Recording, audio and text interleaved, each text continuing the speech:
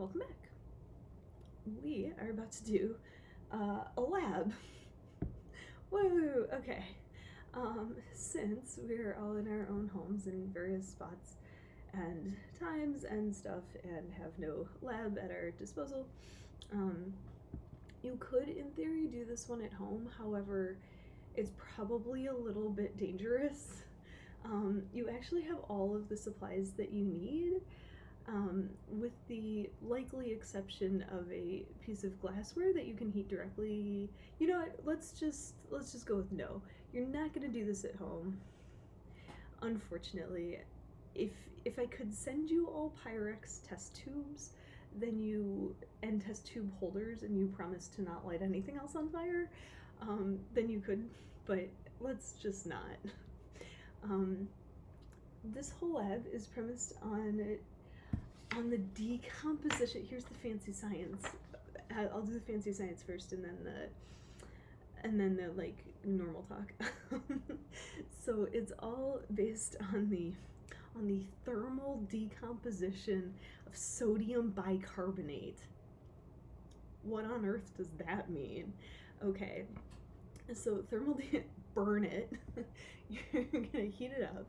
You're heating it. Decompose it. You're gonna break it down. So you're gonna use fire to break down sodium bicarbonate, which is, drum roll, you may know this, you may not. It's in your kitchen. You use it to bake. This is baking soda. So what we do in this lab is we take baking soda, just good old grocery store baking soda, and put it in your Pyrex test tube, which is the thing that you don't have. And let's just make a brash assumption that you do not have these sitting around in your own home. And yeah, we would Bunsen burner this whole thing, just like we've done with other things in the past. And you watch your baking soda decompose, which is kind of cool, actually. It's cool because, okay, but I'll tell you why it's cool. I'll also tell you what your challenge is. Your challenge is that I don't tell you what you're doing.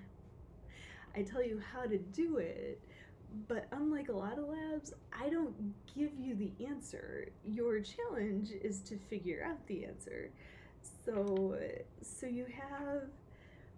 you have these are all different reactions, and we say to each other, okay, here's what we know. We all start with baking soda, and then we do something, we react it, and I don't tell you which of these you actually do. Your challenge is to figure out what happened in your test tube. Yeah. And I was just doing two things there. I got myself sidetracked. It's cool because you'll notice in every one of these things, let's just zoom in on the top one, because why not? You always start with solid baking soda. That's not going to change. You always form some sort of solid thing. Preview to the future. This looks like a white powder also. You're taking a white powder, forming a white powder. That's no surprise. But you make this too. And you might recall from like earlier this quarter what these little symbols mean. We saw some of this with solubility. Let's do a quick over here kind of thing. Symbols. Little symbols in a reaction. Okay, don't overthink these. These are the common ones that you're gonna see.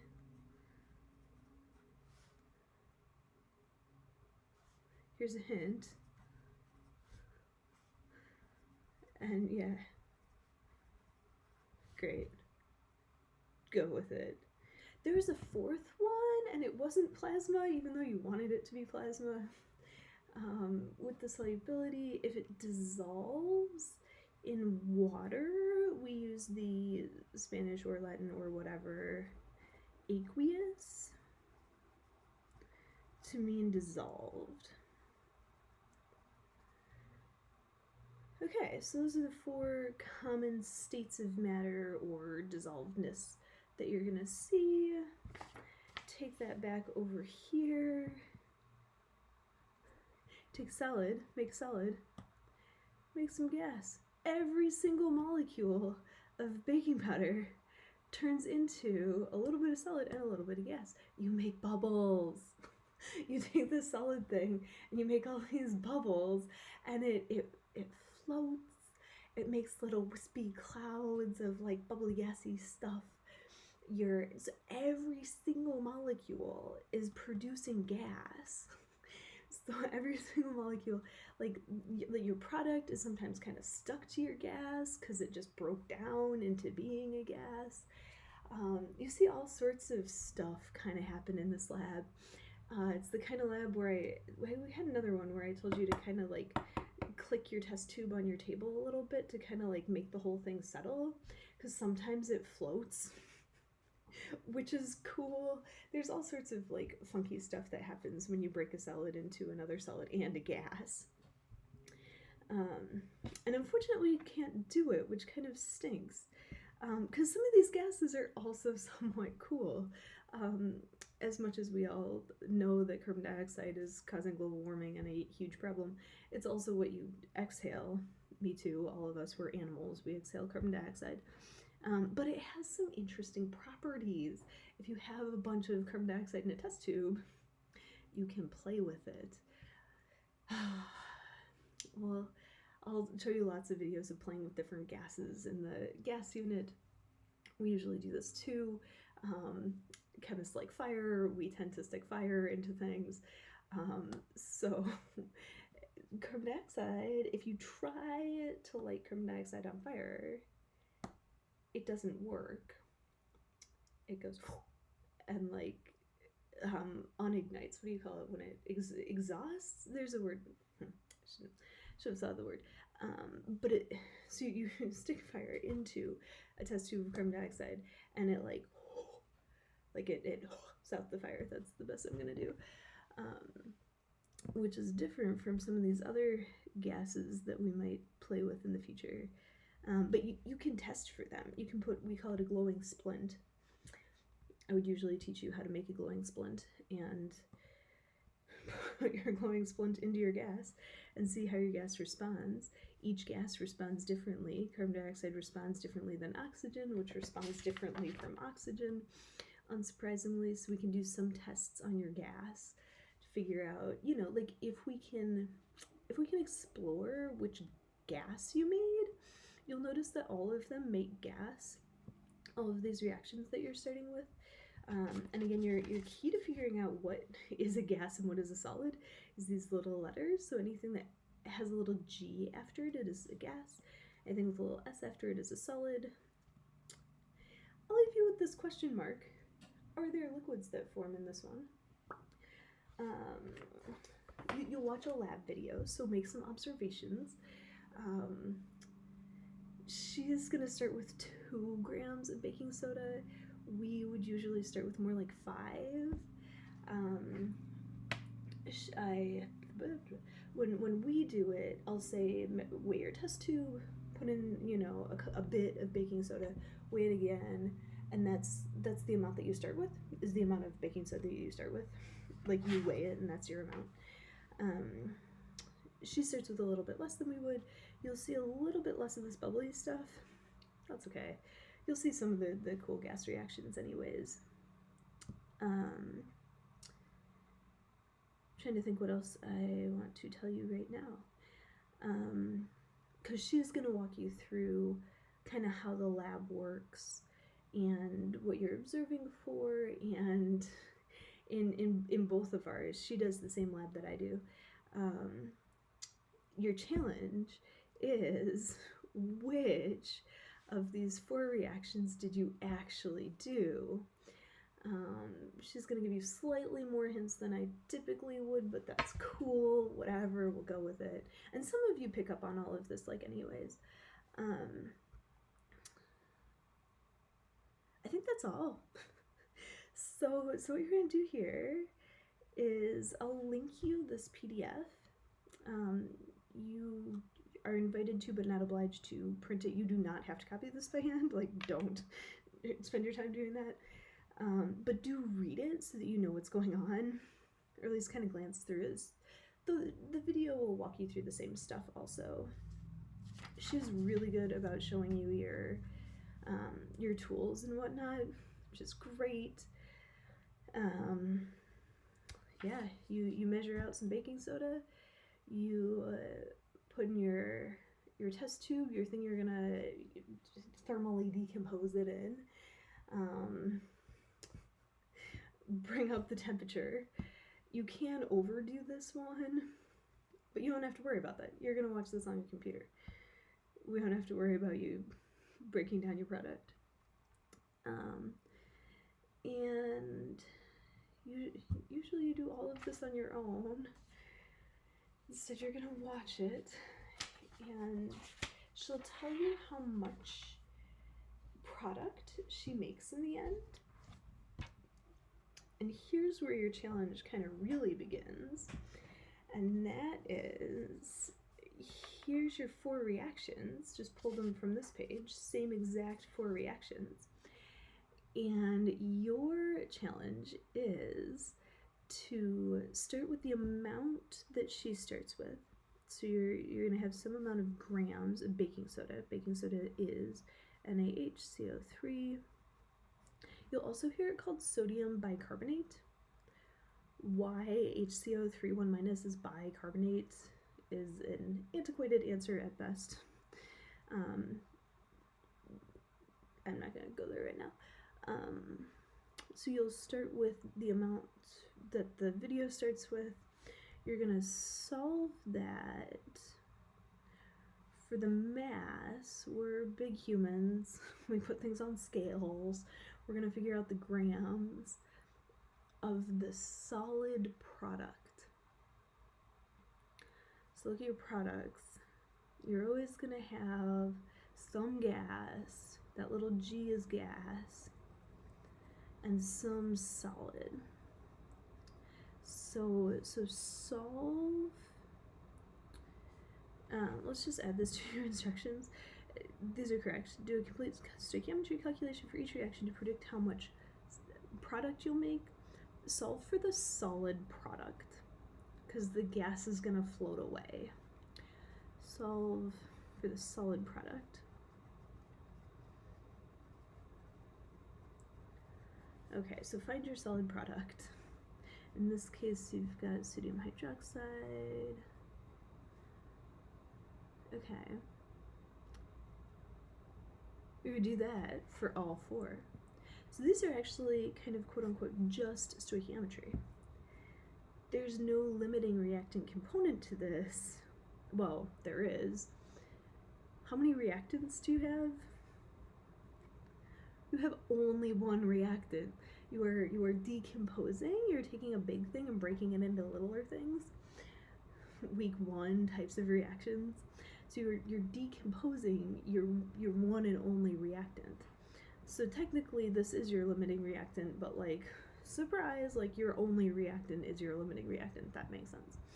Okay, so you're quote unquote just doing stoichiometry. You're gonna do 4 stoichiometry calculations, 1 for each reactant. Try again, each reaction. Every time, find your solid product. Again, the gas is something that we'll figure out how to measure later. We haven't figured out how to measure that yet. So solve for the solid, solve for the solid, solve for the solid. You're going to get 4 different amounts out here when you solve for those 4 amounts of solid product. Is this making sense? So start with the same,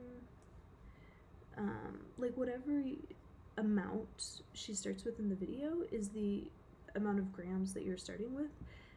That starting amount is going to be the same for all of these.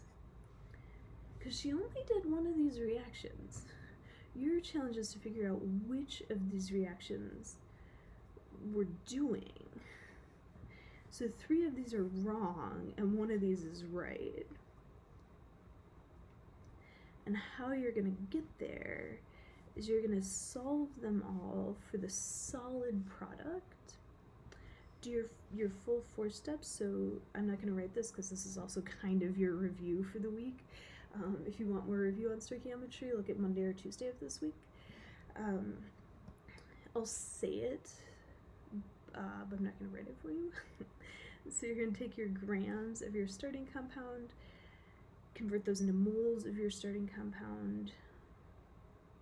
Here's your mole ratio step. Take your moles of your starting compound, convert those into moles of your ending compound, so your solid product. In your final step, take it all the way to grams, moles of your ending compound, your solid product. Find the molar mass, figure out how many grams of the ending product. And that'll solve you for grams of your solid product. And I feel you can do this, right? You've done this like 2 days. Again, Monday and Tuesday, all of the answer videos are posted also. So do a 4-step stoichiometry here, do a 4-step stoichiometry here. All 4 equations get a 4-step stoichiometry thing. You're going to calculate amount of solid product in each of these 4 reactions.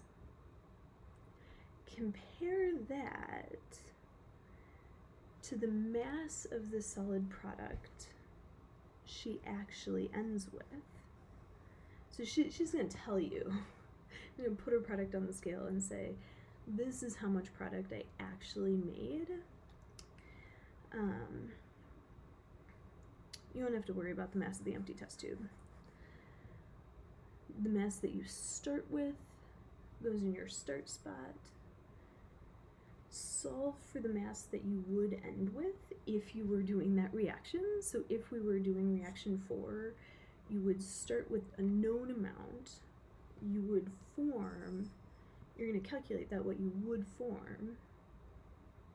Once you've got those 4 amounts of product, compare those to the mass of the product you actually end with. So when she does the video and she says, I am weighing my product and I have a mass of blah, blah, blah, that's the mass she actually ends with. That mass that you actually end with, is going to point you to which of these reactions you actually did. So let's compare them. Say that mass matches pretty closely with whichever mass it matches with. And that's how you know, let's say it matches with this one, that's how you know it was that reaction. Or if it matches with this one, then you know it was that reaction. Yeah. So you're going to watch the video, and things that you're going to turn in, you're going to turn in this page. If you don't have this printed, totally fine. You can say this is reaction 1, this is reaction 2, and do them on a separate page. That is just fine. You don't even have to write this whole equation. You're welcome to, but you don't have to. Sorry, my cat is chasing a squirrel. That's not very helpful. Cool. Great. Yeah, so if you're doing this on a different page, you can write those. You're going to do the math, you're going to write out your math. And then your final step, take all those answers that you found, like these amounts of product that you found, compare it to the mass she actually ends with, and do this also. Write kind of a 5 to 7 sentences about what you learned. What did we do?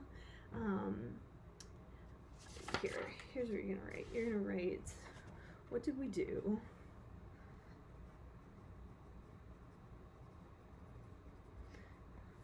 What did we want to find?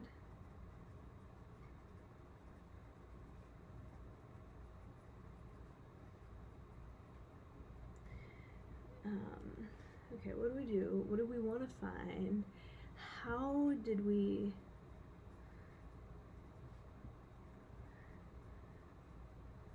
figure out which reaction we did?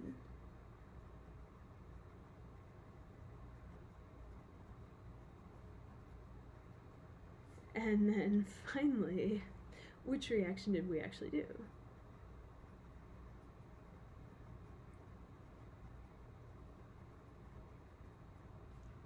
If we were doing this in class, I would have you write about error also. Everyone makes error every time. But we go into it in a little bit more depth because we talk about like what actually happened in the lab. So I won't make you write about error right here. We are writing about what did we do, why did we do it, what were we trying to find, how did we figure out which reaction we actually did, and which reaction did we do. So write a couple sentences about that. What did you learn? Let's add that. What did you learn?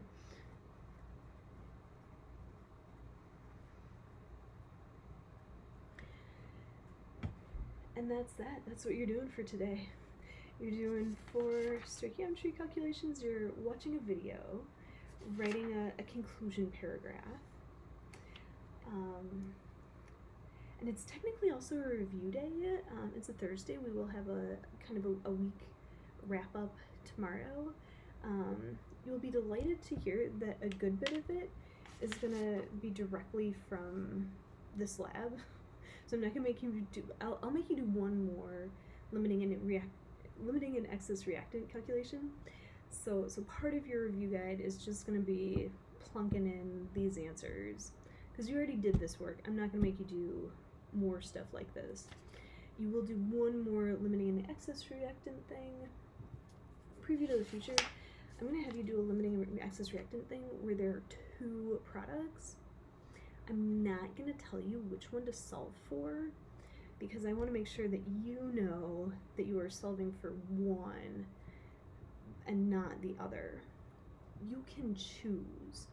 You can choose to solve for that one. You can choose to solve for that one. The key is that you're solving for the same product both times. That's what's going to give you a comparable thing to work with. And that's all.